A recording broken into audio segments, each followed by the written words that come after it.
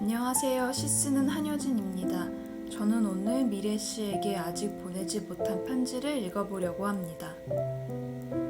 미래 씨, 내가 쓰는 대부분의 글처럼 여기에도 몇 개의 진심과 몇 개의 거짓말과 몇 개의 바람과 몇 개의 은근슬쩍 아는 척과 모르는 척이 있을 것이다. 나는 내가 아는 미래 씨들을 떠올려 본다. 첫 번째, 고전극은 따분하다던 대학 연극 동아리 선배 이미래 씨. 두 번째, 용현동 신축공사 현장 사무실에 커피 믹스 대신 에스프레소 머신을 들여놓은 격리과장 유미래 씨. 세 번째, 당근 대신 감자가 잘못 배송되었다며 사과 문자를 보내온 생협 직원 김미래 씨. 그리고 어느 날 고속도로에서 마주친 죽은 고라니 옆을 지키고 서 있던 작은 새끼 고라니에게 나 혼자 가만히 붙여준 이름 미래. 이들 미래씨들은 나의 존재를 모르거나 나의 근황을 모르거나 내가 간혹 그들을 떠올린다는 사실을, 그리고 그들을 떠올리다가 문득 글을 쓰게 되었다는, 혹은 반대로 무언가를 쓰기 위해 그들을 떠올렸다는 사실을 모를 것이다. 그리고 내가 모르는 것들은 이렇다. 그러니까 어떤 미래씨는 출근 시간 7호선 열차를 갈아타면서 간혹 온전한 의미를 파악하기 어려운 한두 문장을 떠올리고 그것들을 휴대폰 메모장에 저장한다는 사실을, 어떤 미래씨는 누군가를 파묻어버리고 싶은 마음이 들 때마다 인적이 드문 야산을 검색하는 대신 아프리카 세네갈에 있는 딸기 우유색 호수 사진을 찾아본다는 사실을, 어떤 미래씨는 팔로미노 블랙윙 연필과 로디아 공책을 사놓고는 아무것도 쓰지 않는다는 사실을, 어떤 미래씨는 진급시험을 준비한다고 하지만 사실은 이직을 위해 영어 공부를 한다는 사실을, 또 어떤 미래씨는 아마 나는 평생 알 수 없을 테고 거기에 미래가 있다. 그러니까 미래씨, 오늘은 말이야 7시 30분에 눈을 떴다. 다시 눈을 감았다가 7시 40분에 눈을 떴다. 다시 5분간 눈을 감은 상태로 세상 치열한 고민을 했다. 오전 반차를 쓸까 말까. 오전 중으로 당장 마무리해야 하는 일들이 목록을 떠올렸다. 많았다. 하지만 그것들을 하지 않는다고 해서 세상이 망하지 않는다는 것도 안다. 세상이 쉽게 망하지 않는다는 사실에 절망한 적도 있었으나 쉽게 망한 기분으로 가득해지는 세상을 보면 또 조금 속상하다. 다시 10초간을 고민했다. 지금이라도 부서 카톡방에 속이 좋지 않으니 오후에 출근하겠다고 올릴까? 하지만 곧 끙끙 소리를 내며 자리에서 일어났다. 며칠 전에는 세수를 하다 엄마의 세면대를 떠올렸다. 엄마 집에 있는 세면대는 늘 언제나 새하얗고 반짝반짝 빛이 났었는데 그건 어떻게 가능한 것이었을까? 아무리 잦은 청소를 해도 늘 물때와 얼룩이 남아있는 내 세면대를 아침마다 마주하며 엄마를 생각하는 날들과 엄마를 생각하지 않는 날들 사이에 규칙 같은 게 있지 않을까? 그러니까 생각, 안 생각, 안 생각, 안 생각 3, 2, 1, 2 그러다가 생각이 계속되는 날들과 생각하지 않는 날들이 계속되는 것 중 어떤 것이 더 슬플지 가늠해 볼 때 양치질은 끝이 났다. 회사에 도착해서는 열화상 카메라 앞에 서서 온도를 측정했다. 36.1도. 스크린에는 노란색과 초록색과 주홍색과 빨간색이 섞인 덩어리 하나가 서 있었다. 사람은 이제 온도로 자신을 증명하고 있습니다. 저 뒤에 36.3도의 사람이 들어오고 또 잠시 후 36.6도의 사람이 헐레벌떡 뛰어들어오지만 그는 지각 처리가 될 것이다. 자리에 도착해서 컴퓨터 전원을 켰고 커피를 마시기 위해 잠시 마스크를 벗었다. 옆자리 직원이 연휴에 무엇을 했는지 물어봤다.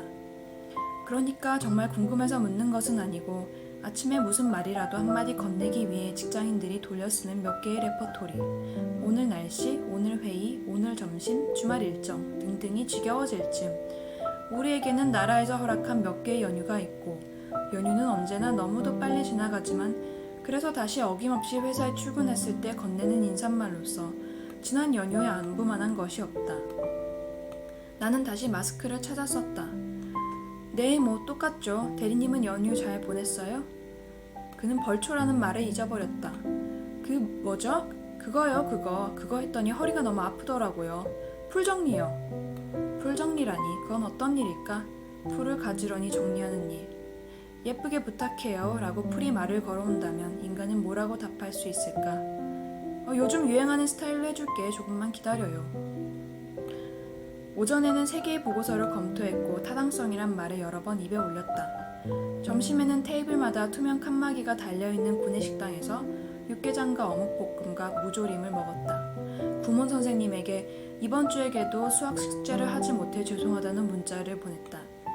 신용카드를 해지했고 보험회사에 이의 신청을 넣었고 마켓컬리 앱에 접속해 통매 식빵과 인절미와 두유와 커피, 원두와 무화과를 샀다. 핸드폰을 들여다보느라 잔뜩 숙였던 고개를 들어 기지개를 켰다. 점심시간 사무실은 고요했고 어두웠는데 그때 시설부 직원 몇 명이 작업용 사다리를 가지고 들어왔다. 그들은 조용하고 신속한 몸짓으로 천장에 매달려 깜빡거리던 LED 등을 바꾸었고 또 조용하고 신속한 몸짓으로 사무실을 빠져나갔다. 그들이 빠져나간 사무실은 고요하고 밝았지만 미래씨, 나는 그들을 따라가 사람들은 어두우면 어두운 대로 어떻게든 적응해 나갈 거라고 말해주고 싶었어. 오후에는 화상회의를 했고 화면에 뜬 사람들의 얼굴을 보며 과연 얼마나 먼 과거의 사람일까 생각했다. 실시간으로 이야기를 나누어도 카메라가 얼굴을 인식하고 그것을 어떤 정보로 처리하여 멀리 있는 다른 이에게 보내는 일은 어쨌든 시간이 걸리는 일이다. 그러니까 내가 지금 마주하고 있는 얼굴들은 그들의 찰나의 과거가 아닐까? 마치 지구에서 보는 빛처럼. 그렇게 서로 다른 과거의 시간대에 있는 사람들은 침수된 건물과 강수량과 구조 계산서에 대한 각자의 의견을 말하고 들었다. 인간이 정교해지기 위해, 최대치에 다가가기 위해, 최선을 다하기 위해 생각해낸 모든 방법들이 모인 결과가 지금 현재라고 생각하면 나도 모르게 조금은 말랑해진다는 거지. 그런데 말랑한 한 번의 순간 뒤에는 너무도 많은 딱딱한 순간들이 있다. 마음 말고도 사실 대부분의 것들은 딱딱하고 그건 처음이라는 순간이 지나가고 흘러가듯이 자연스럽기도 하다. 우리 집에선 차갑고 딱딱해진 김밥에 계란물을 묻혀 김밥전을 해먹었다. 그게 그렇게 별미였지. 딱딱한 식빵은 곱게 갈아 튀김할 때 써먹고 딱딱한 떡은 밥통에 잠깐 넣어두었다. 그러면 갓 쪄낸 떡만큼은 아니지만 적당히 포근하고 따뜻한 게 꽤나 먹을만해졌다. 간식거리들을 줄줄 생각해내는 걸 보니 늦은 오후였고 창밖은 어두워지기 시작했다. 낮이 짧아졌구나. 곧 겨울도 오겠구나. 급한 메일에 잠시 집중하던 사이 퇴근 시간은 지나 있었고 창밖은 새까맣게 어두워져 있었다.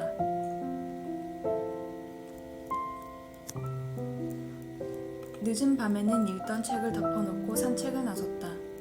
하천을 가로지르는 징검다리와 버려진 자전거와 철봉과 가로등과 검은개와 느티나무와 측백나무와 물풀의나무와 배롱나무와 보수공사 중 불편을 드려 죄송합니다. 안전하고 빠르게 공사를 완료하겠습니다. 라고 적힌 배너와 하얀 개와 불숲 어딘가에 숨어있는 길고양이들과 마스크를 한 사람들을 지나쳤다. 방금까지 읽던 책의 구절은 이렇다. 그러니 우리에겐 소음과 침묵이 있구나. 소음은 설명을 덮어버리고 침묵은 계속해서 현재를 따져 묻는 질문들을 내놓지. 둘 다 온전히 살아있는데 그다지 도움이 되지는 않아. 무엇이 도움이 될까? 아마도 질문하기겠지. 그리고 질문은 말로만 하는 게 아니야. 그림을 그리는 것도 하나씩 계속해서 질문을 하는 거야. 질문하기의 역설은 질문하는 사람이 답을 찾거나 답과 마주칠 수 있다고 믿는다는 사실에 있어. 산책길에는 소음과 침묵이 동시에 있었다. 하얀색 마스크와 그 뒤에서 시시각각 바뀌고 있을 살아있는 얼굴들이야말로 소음과 침묵과 질문이 함께하는 장소라는 생각을 하며 그것들이 모여 만들어내는 어느 목요일 밤 풍경을 걷고 또 걸었다. 집으로 돌아와서는 물을 끓이고 참깨라면 컵라면을 뜯었다. 나는 계란 블록은 처음부터 넣지 않고 라면이 익는 4분의 시간이 거의 다 되었을 즈음 재빨리 뚜껑을 열어 톡 하고 털어넣은 다음 속으로 10초를 센다. 10, 9, 8, 7. 그러면 계란과 참깨가 너무 풀어지지 않고 적당히 큼지막한 덩어리를 유지하는데 면발을 씹다가 간혹 그 조각들이 입에 들어와 풀어질 때면 이 맛이지 이 맛이야 라고 중얼거린다. 누구나 다 라면을 끓이는 자신만의 방식이 있지 않겠어, 미래씨? 그리고 설거지를 하고 책을 읽은 다음 목욕을 할지, 목욕을 하고 설거지를 한 다음 빨래를 할지, 화장실 청소를 하고 목욕을 할지를 고민했다.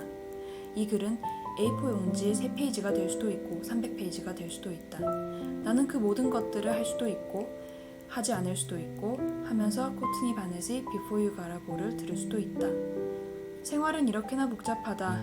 이렇게나 우리는 수많은 취향과 수많은 선택들로 이루어진 하루를 살고 또 하루는 수많은 생각들과 행동들로 가득하고 그것들이 모여져 만들어진 내가 동시에 그것들로 이루어진 다른 존재인 미래 씨에게 언젠가 말을 걸고 언젠가 밥 한번 먹을까요 우리?